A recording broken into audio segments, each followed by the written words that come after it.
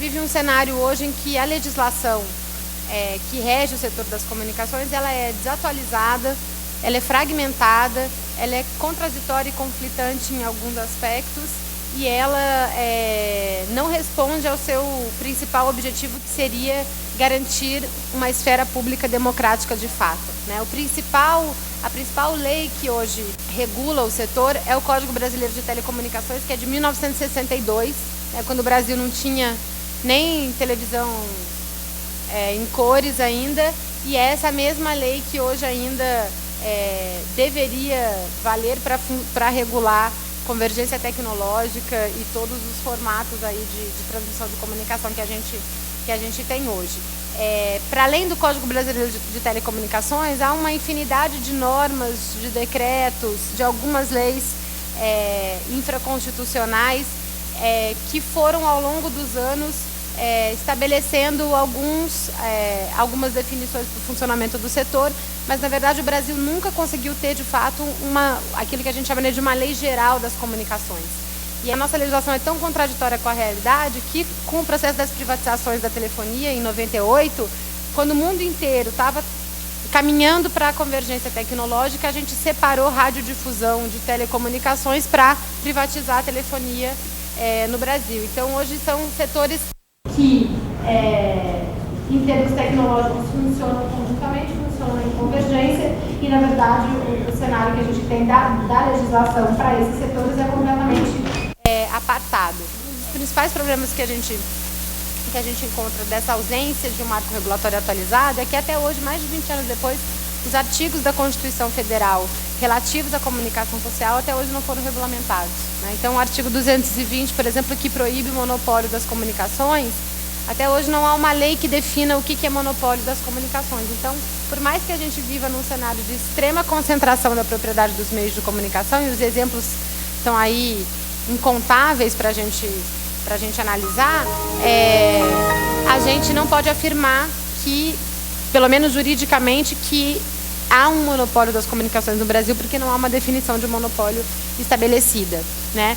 O artigo 223, que fala da complementariedade entre os sistemas público, privado e estatal, também até hoje não foi regulamentado. Então, ao contrário da Argentina, por exemplo, que aprovou recentemente uma lei que divide o espectro das telecomunicações e reserva uma parte importante, reserva 1/3 desse espectro para a comunicação comunitária. Aqui no Brasil a gente não tem nenhum tipo de definição em relação a isso, o que faz com que mais de 90% da nossa comunicação seja privada, comercial, com fins lucrativos, né? A questão das finalidades da programação do rádio e da televisão, que é outro artigo da Constituição, 221, também não foi regulamentado. E é nesse artigo que a gente tem a questão da produção regional e da produção independente, né, previstas. Tem leis em relação a isso tramitando há décadas no Congresso Nacional. O lobby das empresas de comunicação é tão grande dentro do Congresso, quando não é feito de forma direta, né, quando a gente não tem concessionários votando eles próprios nas leis que vão definir como é que as concessões de rádio e televisão devem funcionar. O lobby é tão grande que esses projetos nunca não conseguem ser aprovados, né? E vários deles já foram, ao longo desses anos, totalmente descaracterizados para, enfim, manter aí os privilégios de muito poucos, podendo dizer, e uma imensa maioria de brasileiros e de brasileiras tendo que ouvir silenciada a esse tipo de informação. A internet, sem dúvida, vem democratizar de alguma forma esse espaço, mas a gente ainda precisa refletir o quanto qual é o potencial, e acho que o espaço do encontro dos blogueiros, seja aqui o de São Paulo ou nacional, e que está acontecendo em todo o país, é fundamental para refletir o quanto que a gente precisa olhar para as velhas mídias, que ainda continuam bastante poderosas no país, e quanto que elas ainda formam opinião, formam valores, né, difundem culturas, para a gente dar conta de fazer esse enfrentamento para além da questão do fortalecimento da internet, da garantia do acesso à internet para o conjunto da população brasileira. E essa ausência de regras atualizadas, compatíveis com a realidade que a gente vive e, de fato, democratizantes, gera esse cenário de comunicação que a gente tem, né?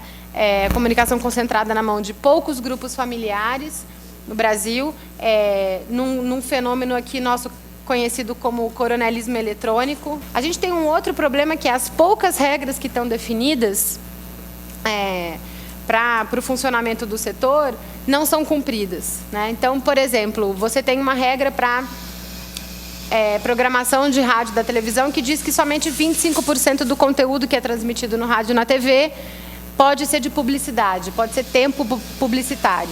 E a gente tem aqui em São Paulo vários supermercados eletrônicos, né, que vendem produtos o dia inteiro na televisão e sem que ninguém tome nenhuma providência em relação a isso, e a concessão vai ser renovada automaticamente, porque é assim que funciona a regra de renovação das concessões no Brasil. No caso do rádio, de 10 em 10 anos, no caso da televisão, de 15 em 15 anos.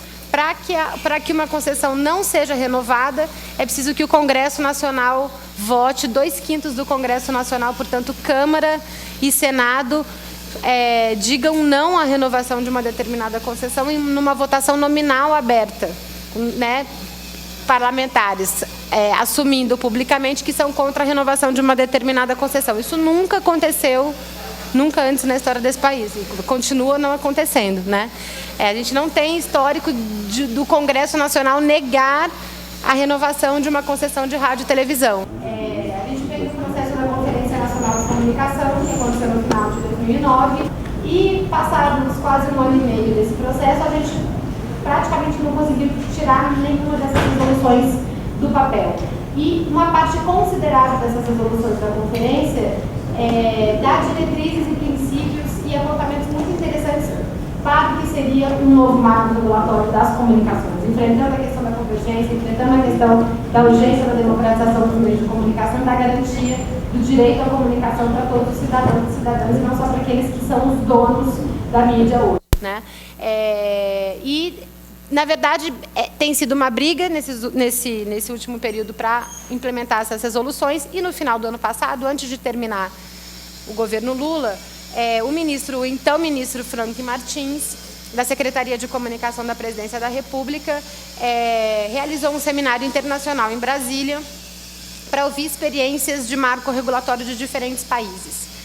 E a partir dessas experiências e de contribuições que ele coletou em loco, foi visitar uma série de países que regulam os meios de comunicação, mais do que a gente, apresentou uma proposta de um novo marco regulatório. Esse projeto não foi tornado público até hoje, ele foi enviado para a equipe de transição do governo Dilma e hoje está na mão do ministro Paulo Bernardo, do novo ministro das Comunicações. Inclusive, no governo passado, esse era um debate que não estava sendo feito no Ministério das Comunicações, o ministro era o Hélio Costa, estava sendo feito na Secretaria de Comunicação da Presidência da República, e agora volta para as mãos do Ministério das Comunicações. E a gente, em diálogos que temos feito aí com o ministro Paulo Bernardo, temos cobrado uma urgência de colocar esse projeto em discussão com a sociedade brasileira, né? Por mais que tenha havido a Conferência Nacional de Comunicação, a gente não sabe o quanto das contribuições da conferência, de fato, foram consideradas na redação desse novo projeto. Então, o compromisso que foi firmado publicamente pelo ministro é que, tão logo haja, na avaliação do governo, uma correlação de forças necessária, esse projeto vai ser enviado para o Congresso Nacional, porque também não adianta enviar ele de uma hora para outra, porque ele vai ficar engavetado, assim como tantas outras iniciativas anteriores ficaram no Congresso. O problema é que, se a gente não coloca, de fato, o projeto em discussão, a gente não cria correlação de força para isso. A gente não se mobiliza o conjunto da sociedade brasileira para discutir uma coisa que ela não conhece, né? Então, a gente tem cobrado muito do ministro que torne público rapidamente o projeto. A iniciativa do Ministério das Comunicações, em princípio, é colocar em consulta pública pela internet. O movimento está defendendo que, além da consulta pública pela internet, a gente tem espaços presenciais de debate sobre o projeto, audiências públicas, e para que a gente consiga, de fato, mobilizar a população em torno dessa discussão e que a gente consiga tirar esse projeto, ou pelo menos uma parte dele, do papel. A gente sabe que não basta ter lei para poder democratizar as comunicações no Brasil. Mas, neste cenário de omissão histórica do Estado brasileiro, que sempre deixou a lei do mais forte definir os rumos das comunicações no país, a gente também não vai avançar. Esse é um obstáculo histórico que a gente precisa superar, e a conjuntura, na nossa avaliação, é favorável para isso. Mas, se a gente não mobilizar e pressionar o governo federal nesse sentido, a tendência é que o projeto continue esperando uma conjuntura nascer da boa vontade dos empresários das comunicações. E a gente sabe que isso não vai acontecer. Então, convidar todos e todas que puderem, eu sei que tem gente de fora aqui também, para estar em Brasília na semana que vem, para a gente fazer um barulho grande em relação a essa discussão e fortalecer esse debate aqui no Estado de São Paulo. O Intervoz é uma das entidades que faz parte da Frente Paulista pelo Direito à Comunicação e à Liberdade de Expressão, que é uma frente que nasceu aqui no processo da Conferência de Comunicação. A gente se reúne periodicamente, estão todos convidados a participar. E a questão do marco regulatório vai ser uma agenda de lutas para a gente aí nesse próximo período. É isso. Obrigada. Obrigada, Bia. O que eu vou fazer aqui, basicamente, é colocar duas coisas. Uma é a situação da internet diante os diversos ataques, as possibilidades criativas que existem dentro dela. E a segunda coisa, eu vou falar da infraestrutura de acesso à internet, que poderia ampliar enormemente a diversidade cultural, melhorar, na verdade, as nossas possibilidades de interação. O Wikileaks é um caso muito famoso. Recentemente, ele explodiu em 2010 e todo mundo comentou, e muitas pessoas da mídia tradicional, jornalistas principalmente, disseram: nossa, que coisa tão nova. Bom, o Wikileaks não tem absolutamente nada de novo, mas os fatos em torno do Wikileaks, eu queria chamar a atenção, geraram coisas extremamente novas e permitem que a gente faça uma reflexão sobre o que está acontecendo com a internet.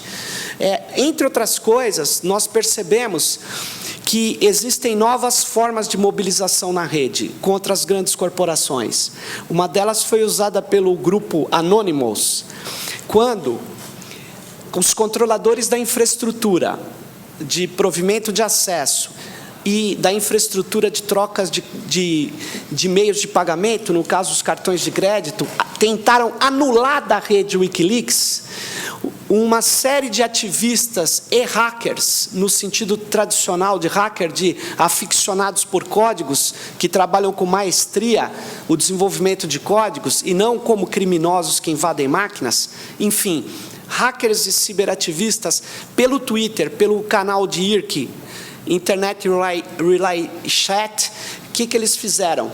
Eles fizeram uma mobilização que envolveu milhares de pessoas em todos os continentes, fazendo um protesto que, se não dava para fazer presencialmente, fez um protesto virtualmente, sem invadir nenhuma máquina, com apoio da máquina dos internautas. A Operação Payback foi um protesto que fazia com que os sites destas organizações que retiraram as contas de Julian Assange e de Wikileaks do ar ficassem, na verdade, sem condição de ser acessadas. Quer dizer, foi um protesto que muitos da imprensa disseram assim: nossa, olha aí a ação de hacker, naquele sentido, como se fossem crackers que tivessem invadido máquinas, e na verdade não houve invasão nenhuma. Na verdade houve um novo protesto virtual. Assim como o direito de greve no século XIX era criminalizado e hoje está na nossa Constituição, protestos novos a partir do uso de tecnologias precisam ser considerados pela gente. Entenda bem, um Estado que é o Estado norte-americano, um dos estados mais poderosos do mundo, consegue pressionar a Amazon e todos os provedores para tirar do ar o site do Wikileaks. Só que não consegue tirar hoje a possibilidade da gente replicar esse site em mais de 800 clones espelhos. A internet incomoda, essa rede distribuída incomoda efetivamente, porque ela aumenta a possibilidade de protesto. Principalmente 2 grupos estão interessados em mudar o funcionamento da internet. Primeiro grupo é o que eu reúno, eles mesmos se autodenominam indústrias do copyright. E o segundo grupo são as indústrias de telecom. Então, o primeiro grupo, ele convence o governo socialista espanhol, o PSOE, o governo e a ministra da Cultura da Espanha, ela vai até a embaixada americana e pede para o governo americano convencer o partido de direita, o PP, os franquistas, a apoiarem a lei que proíbe downloads de músicas na Espanha. E olha aqui o detalhe, eu, por exemplo, trabalho muito com redes peer-to-peer para transacionar, para trocar arquivos de código de software. Rede peer-to-peer é uma rede simples, onde as pessoas trocam arquivos entre elas, arquivos de maneira rápida. Sabe por quê? Porque se ele está colocando um arquivo na rede peer-to-peer, usando o protocolo, sabe o que acontece? Todo mundo deixaria a máquina lenta dele, porque todo mundo acessaria ele para baixar o arquivo. Numa rede peer-to-peer, todo mundo que entra baixando o arquivo passa a ser também ofertante desse arquivo. Então, quanto mais gente na rede está baixando um arquivo, mais rápido fica baixar o arquivo. E isso tirou o sono da indústria de copyright. E eles ficaram muito irritados. E eles querem anular uma série de coisas que são práticas corriqueiras na internet. Entenda bem o que está acontecendo. E aí, eles subordinam todos os demais direitos ao direito de propriedade intelectual. A internet não é uma mídia. A internet é um arranjo comunicacional baseado em inúmeros protocolos. As operadoras controlam a camada física. E elas querem controlar todas as camadas que são livres, que permitem que a gente crie não só conteúdo, mas que a gente crie também novas tecnologias, que a gente crie uma série de coisas.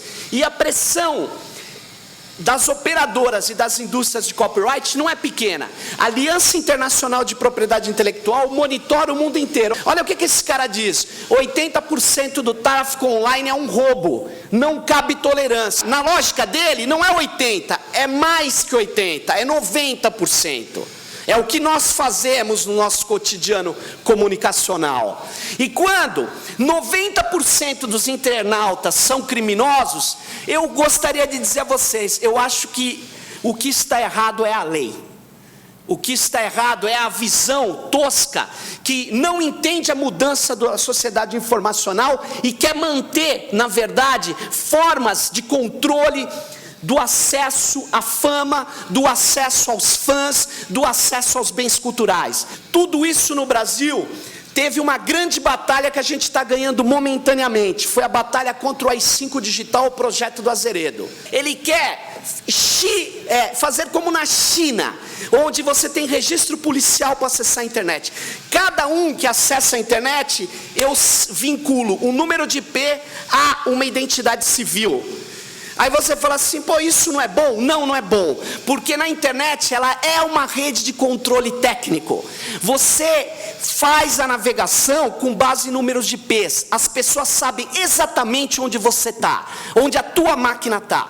Na hora que você vincular o seu nome a um número de IP, sabe o que vai acontecer? Todo o rastro que fica na internet vai estar à disposição aí sim, à disposição de grandes corporações, de chantagistas, de quem quer que seja. E eu não admito que outra pessoa saiba o que eu estou navegando na internet, e não é porque eu sou criminoso. E a segunda coisa que eu queria chamar a atenção, que se liga com essa primeira, é o seguinte: as indústrias de telecom, elas dominam a infraestrutura básica da comunicação digital.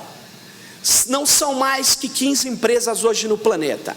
E elas falaram assim, pô, antes só passava voz pelos nossos cabos, agora passam dados. E alguns dados são de vídeos. Vídeo é muito pesado. Eu não quero que passe a vídeo, a não ser que o internauta, além de pagar diferenciadamente pela banda que tem na sua casa, se ele quiser trocar vídeo, vai ter que pagar mais. Então eles querem transformar a internet numa grande rede de TV a cabo, onde você tem plano Plus, Big Plus, Ultra Plus, e que você tem acesso a determinadas aplicações da internet. Isso viola o que a internet foi até hoje, baseando-se no princípio que a gente chama de neutralidade na rede. Quem controla a infraestrutura de telecom tem que ser neutro em relação ao fluxo de informação. E que nós precisamos do apoio de quem é formador de opinião para dizer: quem controla a infraestrutura da rede não tem o direito de controlar o fluxo da informação. Isso é censura privada. Isso é pior do que uma ditadura, porque é uma ditadura transnacional. Os cabos desses caras passam por diversos países. O plano do governo é legal. Ele tinha montado uma operadora para competir com as empresas privadas, a Telebrás. E aí ele parece estar recuando. Ele parece estar recuando. Ele parece estar dizendo: não, quem vai cuidar da infraestrutura é só o setor privado. O setor privado já se mostrou incompetente para cuidar de infraestrutura de banda larga. Nós somos o Brasil, dizem, o quinto país do mundo, o país do futuro. Aí nós vamos preparar uma infraestrutura tecnológica que não serve nem para os dias de hoje, quiçá para daqui 10 anos. Alemanha, 50 megabits. Os países têm planos de 100 megabits. 2 megabits é Grã-Bretanha e França, mas 2 megabits é o básico do básico, pagando 6 pounds, R$22, 2 megabits. Minto, 6 pounds você consegue pagar, na verdade, hoje você consegue pagar lá 20 megabits por segundo. E no Brasil, soltaram a banda larga em São Paulo, sem imposto para a operadora, por R$29, menos de 1 megabit. Menos de 1 megabit. E ainda eles dizem, até 1 megabit. É que nem eu chegar no mercado e comprar Coca-Cola. Eu queria 1 litro de Coca-Cola. Não, 1 litro a gente não vende, a gente vende até 1 litro de Coca-Cola. O que é até 1 litro de Coca-Cola? Olha, você pode ter sorte de vir 1 litro, mas pode vir meio litro, 10% de 1 litro, que é o que acontece com a telefonia. Ou seja, queremos uma infraestrutura de verdade de banda larga, barata, acessível a quem precisa de banda larga, que é toda a nossa sociedade, e de fato de banda larga. Ou seja, com menos de 2 megabits não dá nem para começar a conversar. Nós falamos de opressão dos diversos grupos pela mídia, nós não falamos de leis proibindo nada. Na verdade, nós falamos de um silêncio a respeito de algumas coisas, de uma imagem, de uma profusão de imagens que apresentam para nós, né, e de um discurso que fazem a respeito dessas imagens. Nós vivemos tempos hoje em que o taylorismo já era, de alguma maneira, as pessoas não estão mais na linha de produção, as pessoas estão espalhadas por diversos cantos, a costureira faz o tecido aqui, o pneu é fabricado em outro lugar, o carro é fabricado no lugar, junta tudo, e, portanto, o controle que eles tinham sobre os trabalhadores se espalhou. E há necessidade de manter esse controle, tá? Nesse sentido, era preciso pensar de que maneira se poderia colonizar tanto cabeças, quanto corpos, quanto mentes, né? E o controle, na verdade, vai no sentido de: eu preciso saber o que o trabalhador está fazendo, deixando de fazer. Eu preciso saber como é que ele está gastando o dinheiro dele, porque se de repente ele resolve torrar tudo em cerveja, e aí ele fica bêbado, provocando confusão, a coisa pode ser complicada, porque eu tenho que prever uma série de estruturas que possam controlar essa situação. Mas, por outro lado, se ele resolve economizar e ele resolve não trabalhar no mês que vem porque ele economizou e ele não precisa dessa grana, a coisa é meio complicada, porque aí como é que eu faço, como é que eu garanto que ele volte todo santo dia na linha de produção, ou que ele fique na casa dele produzindo o que ele tem que produzir, e eu garanto que ele está ordenadamente trabalhando do jeito que eu quero que ele fique? Né? Então, eu preciso estender esse controle. Eu preciso estender esse controle tanto sobre a maneira dele pensar, quanto sobre o que ele faz, quanto sobre o que ele deseja, né? E a coisa tem que ser absolutamente sutil. Na Segunda Guerra Mundial, a coisa ganhou um salto em termos de sofisticação, porque a guerra aconteceu lá na Europa, os Estados Unidos entraram com os aliados, o parque industrial na Europa foi destruído, e aí os americanos, muito gentilmente, disseram: gente, nós podemos produzir e vender para vocês enquanto vocês reerguem o parque industrial de vocês. Né? Legal, Maravilhosa atitude. Mas, por outro lado, para poder vender qualquer coisa em qualquer lugar do mundo, que queijo que eles vão vender para os franceses? Que vinho que eles vão vender para os portugueses? Que café da manhã que eles vão vender para o pessoal em Belém do Pará? Açaí? Naninanã, né? Então, o que eles precisam, na verdade, é homogeneizar os gostos, homogeneizar os desejos. E aí, pasteurizar absolutamente tudo, porque isso favorece a fase de globalização, a sociedade de consumo, né? O monopólio, o oligopólio, enfim, as culturas, os consumos, absolutamente tudo que lhes convém. Quando a gente fala isso para o pessoal da mídia, eles dizem, não, mas nós não inventamos nada, nós só mostramos para a sociedade o que a sociedade valoriza, né? Não somos nós que inventamos, a gente não inventa nada. É uma meia-verdade. Eles, de fato, não inventam nada.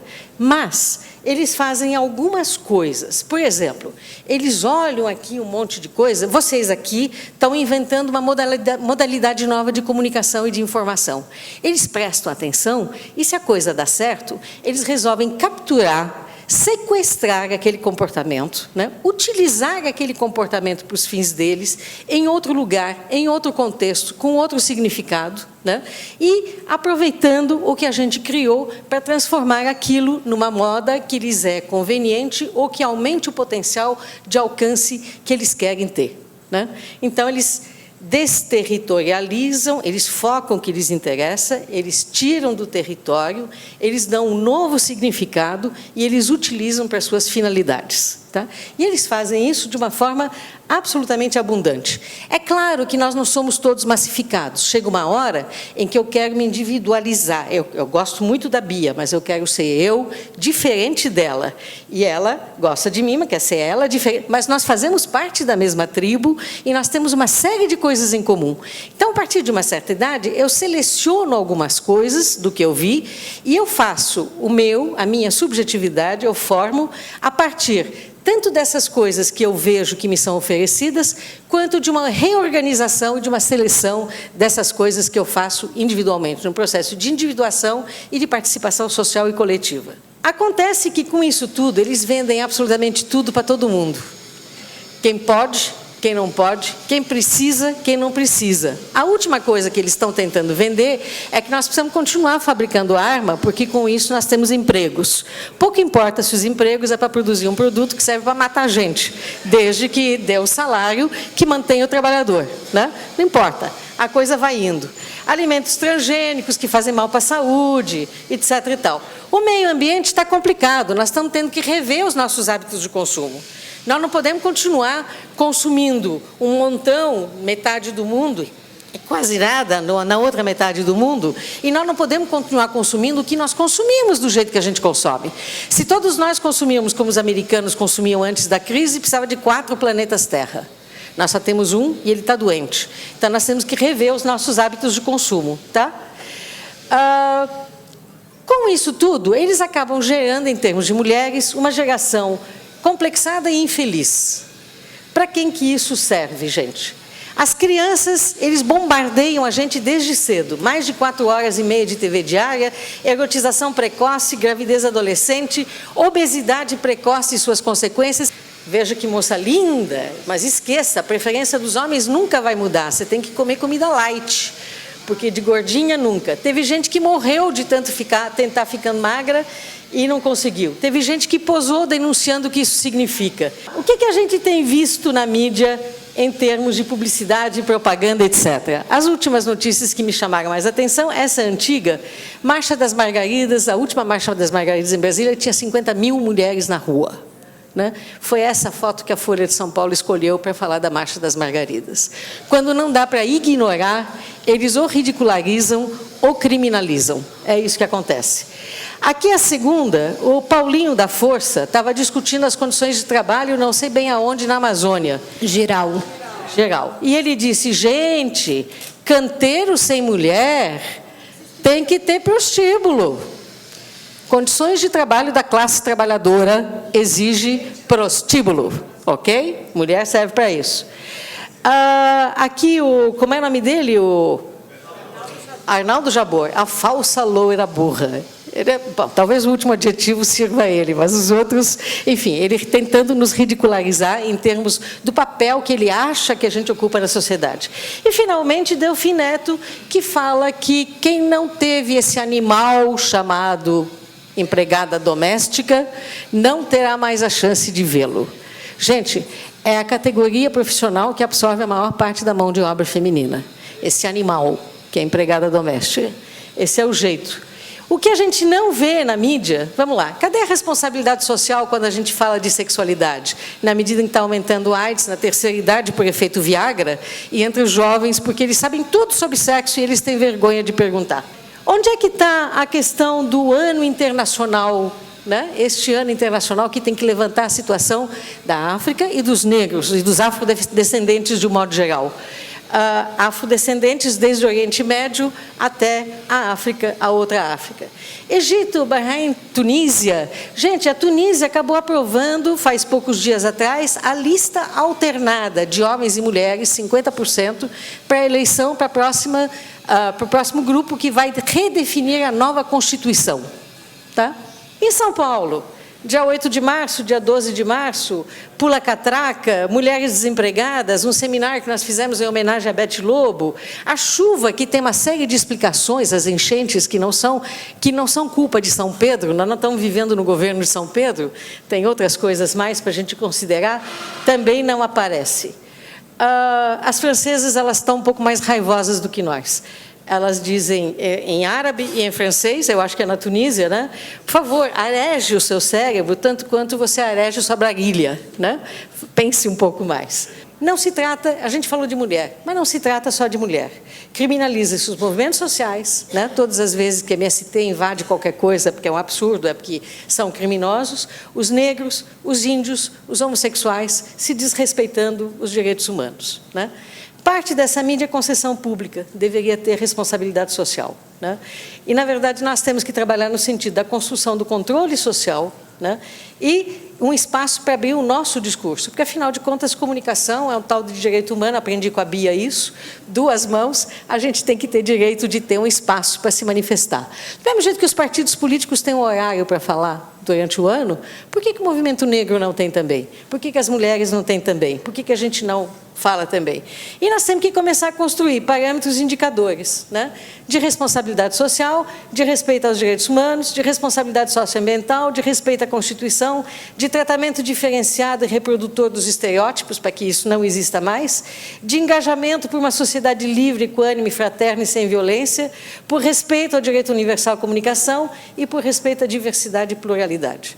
Pelo visto, nós temos um longo caminho a percorrer e, se passar para o último, a gente se vê. É isso. Obrigada.